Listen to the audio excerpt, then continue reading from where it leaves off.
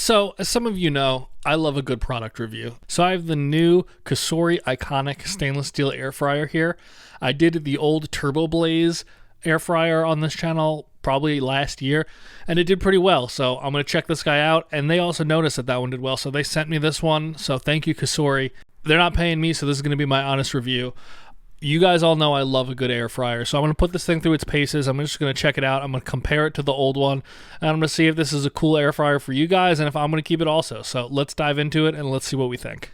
Here we are just looking over the unit itself. As you can see, the entire outside is stainless steel, which is very different than my past one, which was just kind of a flat black look. I think this might look nicer in a lot of people's kitchens. The top is the same glass. It comes with a little bit of information up there, but you can see the actual button area.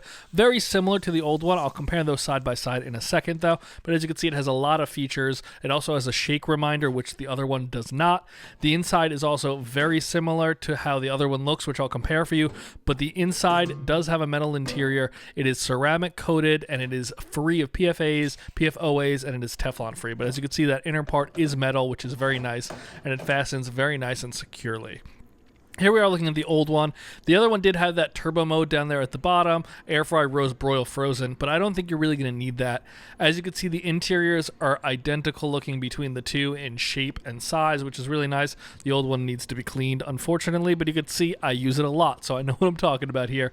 They are the same height, they are the same depth, so on your counter space, they're going to be totally fine. I also wanted to give this a little temperature check to see where you need to put it on your counter and if it's going to be hot or not. It's running at 450 degrees. I did a preheat on it, and now it has also been running for 3 or 4 minutes. The outside hasn't gotten above 73 degrees Fahrenheit.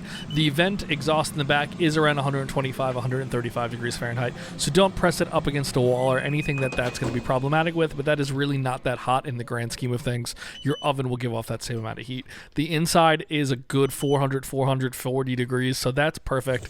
And now I'm just going to cook some potatoes in the new one and the old one. They're just lightly seasoned with salt and olive oil. We're going to let these cook at 400 degrees for 15 minutes, and let's see if the cooks between the two of them are equal. This one is a turbo mode. The other one is not, so let's see those end results.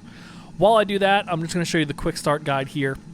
Comes with a whole bunch of information, how to care for it, some temperatures. It also comes with your quick start guide that shows you what to do when you take it out for the first time, as well as a little booklet here that shows you a whole bunch of recipes, which is really cool to have. It'll give you ideas on to cook. It gives you the cooking time, the modes, all that kind of stuff.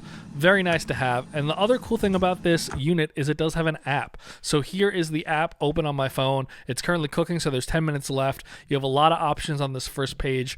It gives you some cooking inspiration ideas, some diet help. As you can see now, 9 minutes, so it is actively running. You can set the temperature, time here, all the modes up at the top. Very, very easy to set and forget, which is cool.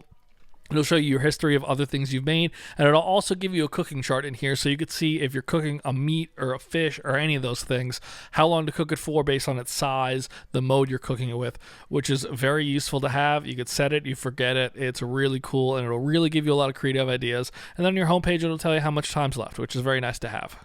So here we have both of them. Can you tell by looks which one cooked which? Because I can't. This was the old one. This was the new one. They both look fantastic. Let's just make sure that they taste the same. They're both cooked great. The potatoes are nice and soft on both of them. Same amount of time, same results. Happy about that, even though one says it's a turbo blaze or whatever, and this one does not. You're getting identical results here, which is cool. Now let me just put this away, and then I'll give you some final thoughts. Some final thoughts on this air fryer. I think it's really cool. I really like the stainless steel look of it. Pricing, it is more expensive than the other Cosori that I already have, so that's going to be up to you guys to decide what level you're comfortable spending with. I think the in-app features, the Wi-Fi connectivity, is cool for a home cook. You could set this up, put food in it, and on your way home from work, you could power it on and let it go. Kind of like slow cookers and all that kind of stuff. So I think that's a really cool feature to have for the home cook. But this is a really nice unit. I hope I've highlighted everything that you guys would want to see from it. I'm really thankful that they sent me this, and I'm thankful that you guys keep watching and asking for more reviews. I'll try to keep doing more product reviews, but I think this is a really cool air fryer. You guys know I love air fryers, so let me know what you guys think about this one, anything else you want to see, and thanks for watching.